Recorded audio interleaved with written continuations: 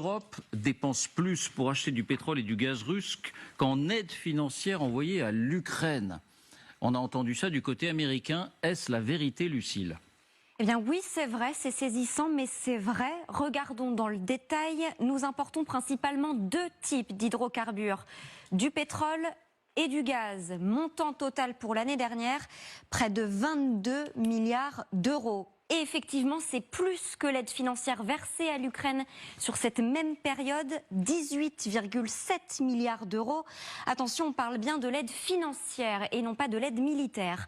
De fait, l'Europe est aujourd'hui le 4e client de la Russie, après la Chine, l'Inde et la Turquie. Alors c'est d'autant plus étonnant qu'avec le train de sanctions, on pouvait penser que ces achats étaient en chute libre et ne représentaient quasiment plus rien.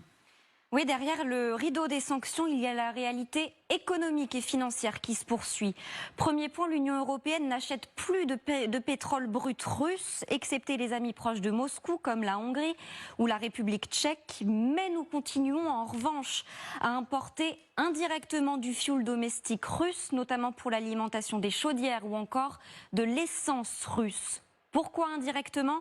Parce que cela se fait via l'Inde et la Chine. C'est là, dans ces usines, que le pétrole est raffiné avant d'être réexpédié vers l'Europe. C'est d'autant plus choquant que la plupart du temps, ces raffineries sont elles-mêmes aux mains de Moscou.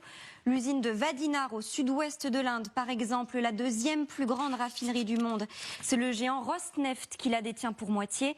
Le prix plafond de $60 par baril n'est que rarement respecté.